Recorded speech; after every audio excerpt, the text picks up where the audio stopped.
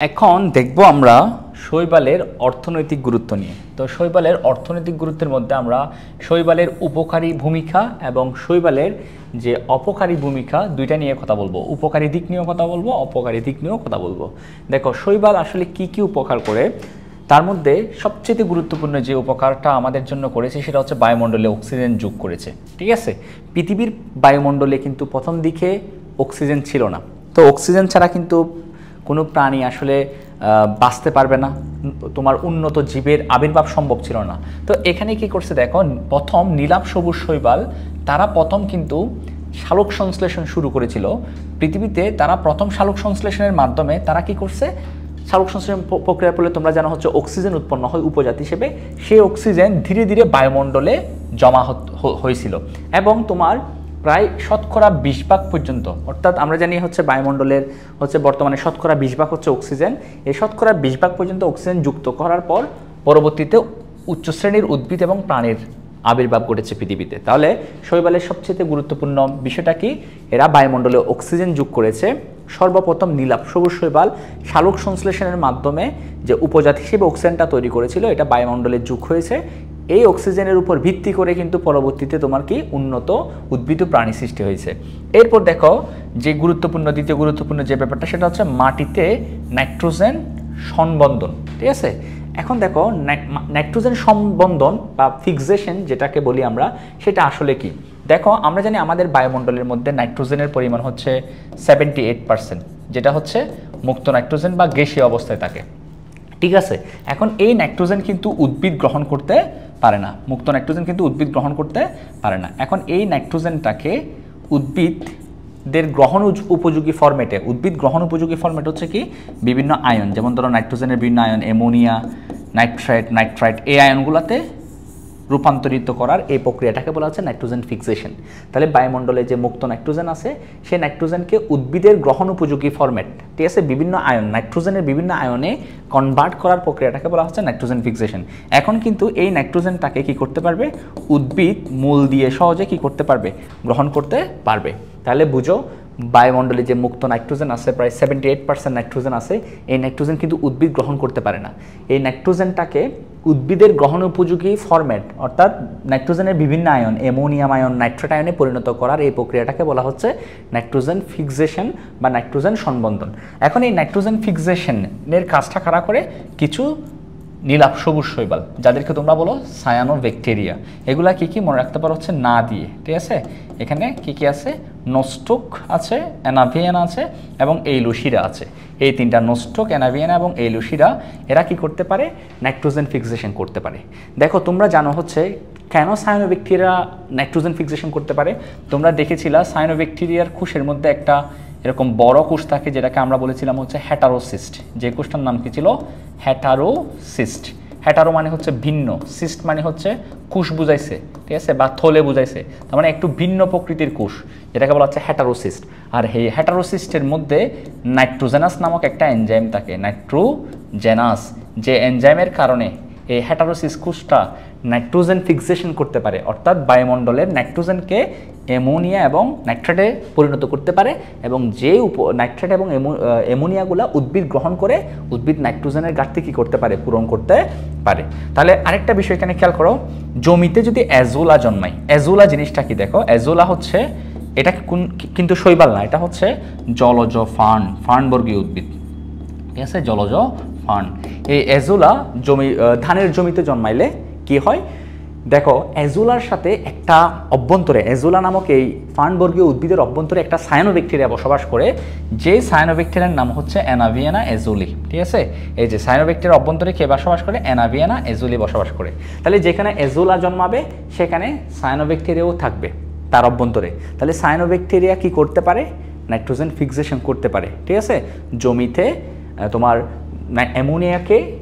নাইট্রোজেনকে কিসে, উদ্ভিদের গ্রহণ উপযোগী ফরম্যাটে নিয়ে আসতে পারে। ফলে ওই জমির মধ্যে তুমি নাইট্রোজেন সমৃদ্ধ সার কম দিলেও চলবে। যেমন ধরো নাইট্রোজেন সমৃদ্ধ সার হচ্ছে কি, ইউরিয়ার সংকেত আমরা সবাই জানি NH2CO NH2। এই ইউরিয়া আমরা কেন প্রয়োগ করি, জমিতে তোমার উদ্ভিদের নাইট্রোজেনের ঘাটতি পূরণ করার জন্য।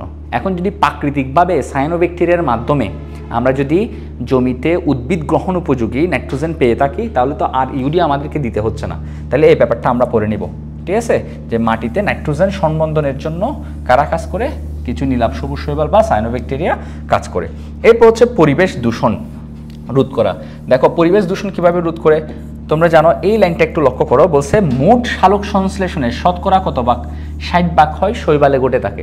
তাহলে আমাদের মনে হতে পারে বড় বড় বৃক্ষ, ঠিক আছে, অনেক উদ্ভিদ আছে, তো এগুলাই মনে হয় সবচেয়ে বেশি সালোক সংশ্লেষণ করে, কিন্তু না, সবচেয়ে বেশি সালোক সংশ্লেষণ করে হচ্ছে 60 ভাগ সালোক সংশ্লেষণ করে হচ্ছে শৈবালের মধ্যে, বাকি তোমার 40% হয়ে থাকে অন্যান্য উদ্ভিদের মধ্যে। তাহলে খেয়াল করো, তাহলে এত বেশি সালোক সংশ্লেষণ শৈবালে ঘটে, তাহলে সালোক সংশ্লেষণের জন্য আমরা কি লাগে, কার্বন ডাইঅক্সাইড গ্রহণ করে, উদ্ভিদ কার্বন ডাইঅক্সাইড গ্রহণ করে সালোক সংশ্লেষণের সময় এবং অক্সিজেন ত্যাগ করে।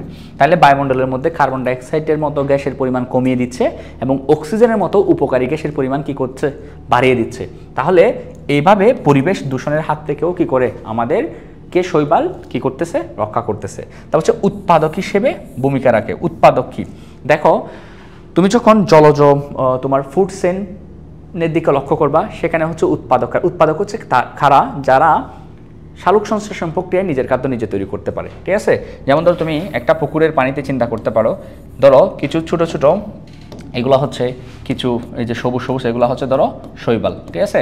তো এরাই একমাত্র কি করতে পারবে, সূর্যের আলোক রশ্মির সহায়তায়, এগুলো ধরো ফাইটোপ্লাঙ্কটন বা সমান শৈবাল, আলোক রশ্মির সহায়তায় তারা খাদ্য তৈরি করতে পারবে। তাহলে এরাই হচ্ছে উৎপাদক, ঠিক আছে। জলজ পরিবেশে যারা নিজের খাদ্য নিজে তৈরি করতে পারবে তারাই উৎপাদক। এবং এই ছোটো ছোটো জলজ শৈবালের উপর নির্ভর করতেছে ছোটো মাছগুলো এগুলো খেয়ে বেঁচে থাকে। আবার এই ছোটো মাছগুলোকে অনেক রাক্ষসী মাছ বা বড় মাছগুলো খেয়ে বেঁচে থাকে। তাহলে বুঝো, যদি এই উৎপাদক না থাকে তাহলে ছোটো মাছ খাবার পাবে না, তারা মারা যাবে, এবং তারা যদি মারা যায় বড় মাছগুলো খাবার পাবে না, বড় মাছও মারা যাবে। তাহলে ফুড চেইনের কিন্তু বিঘ্নিত হবে, ঠিক আছে। তাহলে উৎপাদকের ভূমিকা কিন্তু জলজ যে ফুড চেইনের মধ্যে খুবই গুরুত্বপূর্ণ। তাহলে শৈবাল ফুড চেইনের প্রধান উৎপাদক হিসেবে কি করতেছে, কাজ করতেছে, ঠিক আছে। আচ্ছা, তাহলে এটা আমরা মনে রাখবো। এরপর দেখো বায়োফুয়েল। এখন দেখো বায়ু শব্দের অর্থ হচ্ছে জীব, ফুয়েল মানে হচ্ছে জ্বালানি, অর্থাৎ জীব থেকে যে জ্বালানি পাবো সেটাই হচ্ছে কি ফুয়েল, বায়োফুয়েল, ঠিক আছে। সেটাই হচ্ছে কি ফুয়েল, বায়োফুয়েল। আচ্ছা, এখন দেখো, আচ্ছা, তো এখানে দেখতে পাচ্ছ হচ্ছে বায়োফুয়েলের ব্যাপারটা একটু যদি লক্ষ্য করো। আচ্ছা, তাহলে বায়ু মানে হচ্ছে জীব, ফুয়েল মানে হচ্ছে জ্বালানি। তাহলে যে জ্বালানিটা আমরা জীব থেকে পাবো সেটাকে বলবো বায়োফুয়েল বা বায়োডিজেল, ঠিক আছে। শৈবালের মধ্যে তোমরা জানো, শৈবালের কোষের ভিতরে বিভিন্ন রকম লিপিড, তারপর হচ্ছে বিভিন্ন তোমার কার্বোহাইড্রেট এগুলো থাকে। তো এগুলাকে রাসায়নিক বিক্রিয়ার মাধ্যমে পরিবর্তন করে বিভিন্ন রকম জ্বালানি তৈরি করা সম্ভব হয়েছে। সেজন্য শৈবালকে, এই লাইনটা একটু ইম্পর্টেন্ট, শৈবালকে কি বলা হয়েছে, সেকেন্ড জেনারেশন বায়োফুয়েল বলা হয়েছে, ঠিক আছে। আর এই কাজে ব্যবহার করা হয় তাকে বুট্রাইওকক্কাস ব্রাউনি নামক একটা শৈবালকে। এবার মনে রাখতে পারো, বুট্রাইও এটা ইউজ করে হচ্ছে বায়োফুয়েলের জন্য। তাহলে বায়োফুয়েল কোন শৈবাল, বায়োফুয়েল তৈরিতে কোন শৈবাল ব্যবহার করে, বুট্রাইওকক্কাস ব্রাউনি নামক এই শৈবালটা ব্যবহার করে। তারপর হচ্ছে দেখো গোয়েন্দা সাবমেরিনের অবস্থান শনাক্তকরণে, ঠিক আছে। এটা কিভাবে করা হয় দেখো, গোয়েন্দা সাবমেরিনের অবস্থান শনাক্তকরণ। তো এটার ক্ষেত্রে তুমি চিন্তা করতে পারো হচ্ছে, এখানে যে শৈবালগুলো থাকে পানির মধ্যে, সমুদ্রের পানিতে যে নীলাভ সবুজ শৈবালগুলো থাকে বিশেষ করে, এরা হচ্ছে পানির অভ্যন্তরে যে সাবমেরিন থাকে, ঠিক আছে, ওই সাবমেরিন থেকে যে রেডিয়েশনগুলা, রশ্মিগুলা বের হয় যোগাযোগের জন্য সাবমেরিন, তো এই রেডিয়েশনগুলো তারা শোষণ করতে পারে এই সায়ানোব্যাকটেরিয়াগুলো। সায়ানোব্যাকটেরিয়ার ভিতরে এক ধরনের রঞ্জক থাকে যেটাকে বলে ফাইকোবিলিন প্রোটিন। যেটাকে কি বলা হয়েছে, যেটাকে দেখো এখানে বলছে হচ্ছে ফাইকোবিলিন প্রোটিন। ফাইকোবিলিন প্রোটিন মূলত দুইটা প্রোটিনের সমন্বয়, সি ফাইকোইরিথ্রিন আর একটা হচ্ছে ফাইকোসায়ানিন। এই দুইটা প্রোটিনকে একসাথে ফাইকোবিলিন প্রোটিন বলে। তো এই ফাইকোবিলিন প্রোটিনগুলা কি করে, যেগুলা নীলাভ সবুজ শৈবালের ভিতরে থাকে, এরা রেডিয়েশনগুলো কি করে শোষণ করে। তো এই যে নীলাভ সবুজ শৈবালের ভিতরে যে তোমার রশ্মিগুলা, যে সাবমেরিন থেকে যে রশ্মিগুলা নির্গত হয়েছে, এগুলা কি পরিমাণ তার ভিতরে উপস্থিত আছে, এটা তোমার হিসাব করে তুমি সমুদ্রের মধ্যে গোয়েন্দা সাবমেরিনের অবস্থান কি করতে পারো, নির্ণয় করতে পারো। আচ্ছা, তাহলে এটা গেল। এরপর হচ্ছে দেখো সমুদ্রে মাছের অবস্থান। এখন দেখো সমুদ্রের কোনো কোনো জায়গায় দেখা যায় কি, সমুদ্র পৃষ্ঠের কোনো কোনো জায়গায় দেখা যাচ্ছে শৈবালের আধিক্যতা দেখা যায়। ধরো এটা সমুদ্রপৃষ্ঠ, তো তুমি যদি বিভিন্ন জায়গার মধ্যে প্রচুর পরিমাণে শৈবাল কি পায়, বৃদ্ধি পায়, ঠিক আছে, প্রচুর পরিমাণে শৈবাল কি পায়, বৃদ্ধি পায়। এখন তুমি যদি স্যাটেলাইটের পর্যবেক্ষণের মাধ্যমে স্যাটেলাইট দিয়ে ছবি তুলে দেখো হচ্ছে কোথায় কোথায় আসলে কি তোমার সমুদ্রের কোন জায়গাগুলোতে শৈবালের বৃদ্ধি পেয়েছে, ঠিক আছে। এই জায়গাগুলো শনাক্ত করে ওই জায়গায় তোমার মাছের ট্রলার গিয়ে যদি জাল ফেলে তাহলে প্রচুর পরিমাণে মাছ পাওয়া যাবে। এই কথাটা বলছে যে সমুদ্রের মধ্যে মাছের অবস্থান নির্ণয়। তুমি যদি স্যাটেলাইট পর্যবেক্ষণের মাধ্যমে সমুদ্রের কোন জায়গায় শৈবাল অধিক জন্মিয়েছে সেটা দেখে পর্যবেক্ষণ করো, তাহলে যেখানে বেশি শৈবাল থাকবে সেখানে কিন্তু খাবারের আশায় অনেকগুলো মাছও থাকবে। সেই হিসেবে তুমি যদি ওই জায়গায় মাছ ধরতে যাও তাহলে বেশি পরিমাণে মাছ পাওয়া যাবে, ঠিক আছে। এরপর হচ্ছে আরেকটা বিষয় দেখো, এখানে হচ্ছে মাটির বয়স নির্ণয়ে, ঠিক আছে। এটা মাটির বয়স কিভাবে নির্ণয় করা হয় দেখো, ধরো কোনো একটা জলাশয়ের মধ্যে ডায়াটম শৈবালের কথা আমরা জানি, ডায়াটম শৈবাল, এগুলো হচ্ছে ডায়াটম শৈবাল, ঠিক আছে। ডায়াটম শৈবালের যে কুশ প্রাচীর এটাকে আমরা প্রুস্টিউল বলি। ডায়াটম শৈবালের কুশ প্রাচীরটা হচ্ছে সিলিকাময়, ঠিক আছে, অর্থাৎ সিলিকন ডাইঅক্সাইড দিয়ে তৈরি, ঠিক আছে, যেটা হচ্ছে অনেকটা কাঁচের উপাদান। সিলিকন ডাইঅক্সাইড কাঁচের উপাদান, সেজন্য ডায়াটম শৈবালের যে কুশ প্রাচীর এগুলো দেখতেও স্বচ্ছ কাঁচের মতো, ঠিক আছে। এখন এই ডায়াটম শৈবালের কুশ প্রাচীরটাকে আমরা কি বলতেছি, প্রোস্টিউল। এখন এই ডায়াটম শৈবালগুলো যখন মারা যায়, বুঝছো, তখন এরা কি হয়, সমুদ্র বা জলাশয়ের তলদেশে এভাবে কি হতে থাকে, তারা জমা হতে থাকে, ঠিক আছে। এখন জমা হবে এবং তার উপর মাটির আস্তরণ, ঠিক আছে, মাটির আস্তরণও পড়বে, ঠিক আছে। এরপর ধরো এখানে হচ্ছে বিভিন্ন মাটির লেয়ার তৈরি হবে। তার পরবর্তীতে ধরো এরকম স্তরে স্তরে যে ডায়াটম শৈবালগুলোর যে কুশ প্রাচীর আছে, কুশ প্রাচীরগুলো সহজে পচে না, কারণ হচ্ছে এগুলো সিলিকাময়, ঠিক আছে। সিলিকাময় হওয়ার কারণে এগুলো পচে যায় না, তাহলে এগুলা মাটির বিভিন্ন স্তরের মধ্যে এরকম ট্র্যাপ হয়ে থাকে, জমা হয়ে থাকে, ঠিক আছে। তাহলে এগুলা কি, এগুলা হচ্ছে ডায়াটম শৈবালের কি প্রাচীর, কুশ প্রাচীর, ঠিক আছে। আর এই কুশ প্রাচীরগুলো কার ভিতরে আছে, মাটির ভিতরে, সমুদ্রের তলদেশে মাটির ভিতরে এরকম ট্র্যাপ হয়ে থাকবে।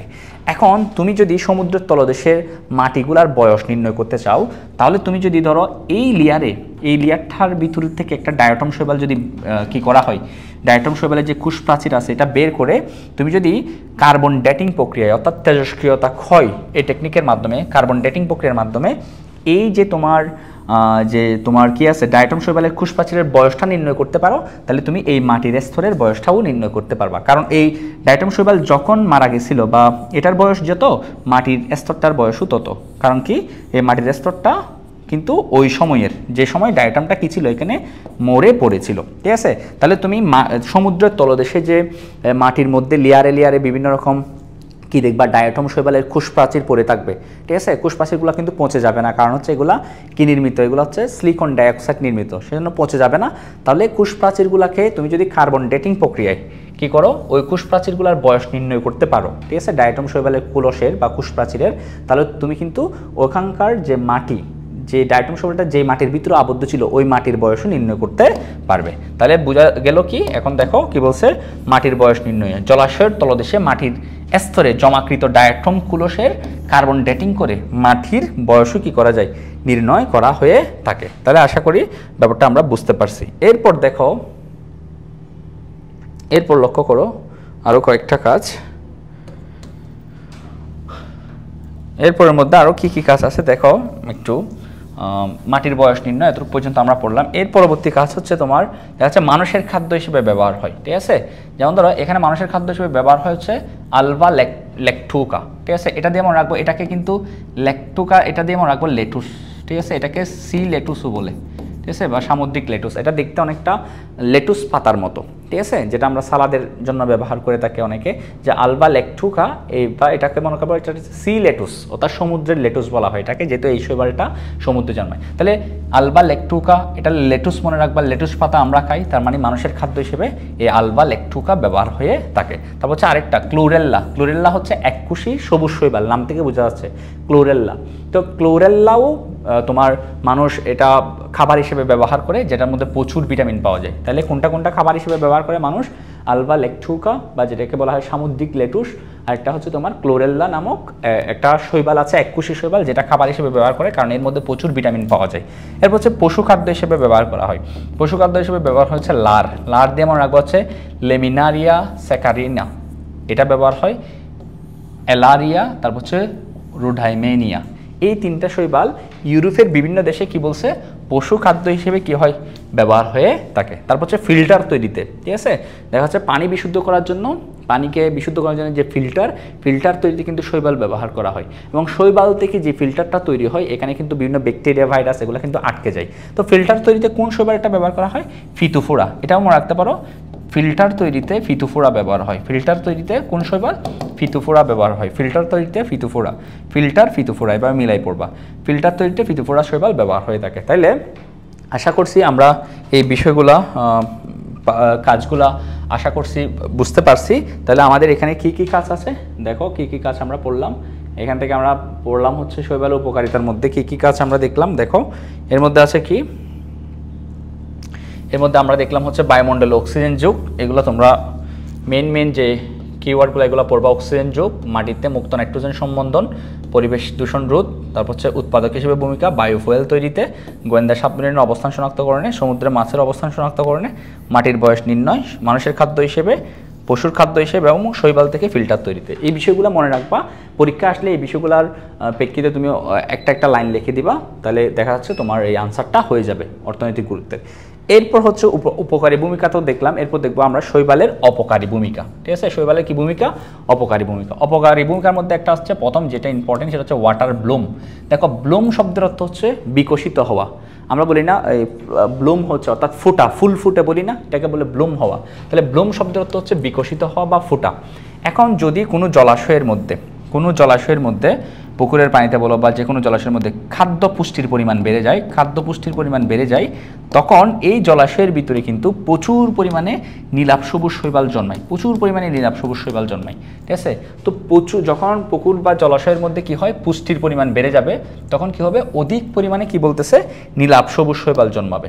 এবং এই নীলাভ সবুজ শৈবাল, যাদেরকে সায়ানোব্যাকটেরিয়া বলো, জন্মানোর কারণে পুকুরের পানিটা একদম নষ্ট হয়ে যাবে, ব্যবহার অনুপযোগী হয়ে যাবে, খাবার অনুপযোগী হয়ে যাবে, ঠিক আছে, ব্যবহারের অনুপযোগী হয়ে যাবে। এই ঘটনাকে বলতেছে ওয়াটার ব্লুম। তাহলে পুকুর বা জলাশয়ের পানিতে অতিরিক্ত পুষ্টির কারণে নীলাভ সবুজ শৈবাল অতিমাত্রায় বৃদ্ধি পায়, এই ঘটনাকে কি বলতেছে, ওয়াটার ব্লুম বলতেছে। আর এতে জলাধারের পানি কি হয়, তোমার দূষিত হয়, খাবার এবং ব্যবহারের অনুপযোগী হয়ে যায়। তো এটা জলাধারের মাছ মরে যায়, কারণ হচ্ছে প্রচুর পরিমাণে শৈবাল যখন জন্মাবে, তখন এখানে তোমার এই শৈবালগুলোর কারণে পানি দূষিত হবে। শৈবালগুলো জন্মাচ্ছে, কিছু পচে যাচ্ছে, মরে যাচ্ছে, তাহলে পানিটা একদম তোমার দুর্গন্ধযুক্ত বা তোমার এখানে অন্যান্য জলজ প্রাণী যারা আছে তাদের জন্য তোমার টক্সিন হয়ে যাবে, বিষাক্ত হয়ে যাবে। ফলে জলজ প্রাণী যেমন মাছও এখানে মারা যাবে, ঠিক আছে, ওয়াটার ব্লুম হলে। তারপর হচ্ছে কারা কারা ওয়াটার ব্লুম ঘটায়, এটাকে এভাবে মনে রাখতে পারো, MNO, মাইক্রোসিস্টিস, নস্টক এবং ওসিলেটোরিয়া, ঠিক আছে, MNO। এরা কি করে, MNO, ওসিলেটোরিয়া, মাইক্রোসিস্টিস এবং কি নস্টক, এই সায়ানোব্যাকটেরিয়াগুলো কি করে, ওয়াটার ব্লুম করায়, ঠিক আছে। আচ্ছা, এরপর হচ্ছে উদ্ভিদের রোগ সৃষ্টি করে। সাধারণত শৈবাল তেমন উদ্ভিদের রোগ তৈরি করে না, বিশেষ করে হচ্ছে ছত্রাক সবচেয়ে বেশি রোগ তৈরি করে। মানুষ বলো, উদ্ভিদে বলো বা অন্যান্য প্রাণীতে বলো, রোগ তৈরি করে। উদ্ভিদে তেমন শৈবালের রোগ তৈরি করে না, তবে একটা রোগের কথা এখানে বলা আছে, এটা মনে রাখবে, সেটা হচ্ছে সেফালিউরাস বিরুসেন্স। সেফালিউরাসের সেফাল দিয়ে মনে রাখবো হচ্ছে চা এবং কি কফি, কফি, চায়ের পরিবর্তে অনেকে চা খায়, কেউ কফি খায়, ঠিক আছে, এভাবে মনে রাখবা। সেফালিউরাস বিরুসেন্স হচ্ছে চা কফিতে কি করে, গাছের মধ্যে রোগ সৃষ্টি করে। আরেকটা গাছ চা কফি ম্যাগনোলিয়াতে রোগ সৃষ্টি করে, এটা মনে রাখবা। এবং চা কফির কি হয়, ফলন কমে যায়। আচ্ছা, মাছের রোগ সৃষ্টি করে কোনটা, মাছের ফুলকার মধ্যে একটা রোগ সৃষ্টি করে, যেটাকে বলা হচ্ছে ওইডিগোনিয়াম, ঠিক আছে, ওইডিগোনিয়ামের জি দিয়ে মনে রাখবো হচ্ছে জাল। তো আমরা জাল ফেলি কোথায় রে, মাছ ধরতে, ঠিক আছে। তাহলে মাছ ধরতে, মাছের ফুলকাতে তাহলে কি করবে, ওইডিগোনিয়াম মাছের ফুলকায় রোগ সৃষ্টি করে। ওরিগোনিয়ামের জি দিয়ে জাল দিয়ে, আর একটা কথা মনে রাখতে পারো, ওরিগোনিয়ামের যে ক্লোরোপ্লাস্ট আছে, এই ক্লোরোপ্লাস্টকে বলা হয় জালিকাকার ক্লোরোপ্লাস্ট, ঠিক আছে। এটার ক্লোরোপ্লাস্ট কীরকম, জালিকাকার, এটার ক্লোরোপ্লাস্ট হচ্ছে জালিকাকার, এটা মনে রাখতে পারো। তাহলে ওরিগোনিয়াম কি করে, মাছের ফুলকায় রোগ তৈরি করে। তা হচ্ছে স্থাপনার ক্ষতি। দেখো কখনো যদি মানে বর্ষার সময় বৃষ্টিপাত হয়, দেখা যাচ্ছে স্থাপনার যে দেওয়াল আছে, দেওয়াল ভিজে যায়, তখন তোমার দীর্ঘদিন এগুলা যদি বৃষ্টিপাত হয়, স্যাঁতস্যাঁতে দেওয়াল হওয়ার কারণে, পানিযুক্ত দেওয়াল হওয়ার কারণে আমরা দেখি এখানে এক প্রকার সবুজ আস্তরণ পড়ে যায়, ঠিক আছে, যেগুলো হচ্ছে মূলত শৈবাল। তো সবুজ আস্তরণের কারণে কি হয়, যে দালানের যে সৌন্দর্য আছে এটা নষ্ট হয় এবং ক্ষতি হয়, এটা একটু মনে রাখিও, স্থাপনার ক্ষতি। তারপর হচ্ছে রাস্তাঘাট পিচ্ছিল হয়ে যায়।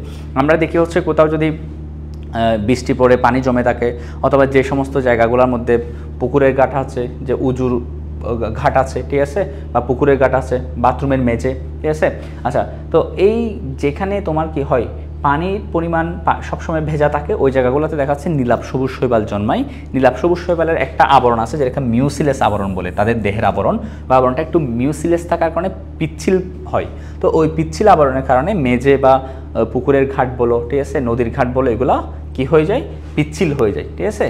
ফলে কি হয়, পা পিছলে পড়ে গিয়ে অস্থিভঙ্গ থেকে শুরু করে মৃত্যু পর্যন্ত হতে পারে। তাহলে আমরা এখান থেকে কি মনে রাখবো, দেখো তো ভাই, এখান থেকে মনে রাখবো অপকারী ভূমিকার মধ্যে কি মনে রাখবো, ওয়াটার ব্লুম সৃষ্টি করতে পারে, উদ্ভিদের রোগ সৃষ্টি করতে পারে সেপালিউরাস বিরিসেন্স দ্বারা, যেটা চা, কফি এবং ম্যাগনোলিয়া গাছ হয়, চা কফির ফলন কমিয়ে দেয়, মাছের রোগ সৃষ্টি করে, মাছের ফুলকায় ওরিগোনিয়াম, এটা একটা শৈবাল, এই শৈবালটা কি করতে পারে, তোমার ফুলকায় রোগ তৈরি করতে পারে, স্থাপনার ক্ষতি করতে পারে, স্থাপনার দেয়ালের মধ্যে তোমার শৈবাল জন্মিয়ে তোমার ক্ষতি করতে পারে, সৌন্দর্য নষ্ট করতে পারে, রাস্তাঘাট কি করতে পারে, শৈবাল জন্মিয়ে যেখানে পানি জমে থাকে সব সময় সেখানে পিচ্ছিল হয়ে যেতে পারে, যার ফলে কি হতে পারে, দুর্ঘটনা ঘটতে পারে। তাহলে এই বিষয়গুলো আমরা মনে রাখবো। এই যে অপকারী এবং উপকারী দিকগুলো, এগুলো অবশ্যই আমরা পড়ে নেব, কারণ হচ্ছে এগুলা থেকে আমাদের পরীক্ষায় প্রশ্ন আসতে পারে, যেটা তোমার অনেক ক্ষেত্রে 4 নম্বরের জন্য, ঘয়ের জন্য প্রশ্ন আসতে পারে, ঠিক আছে।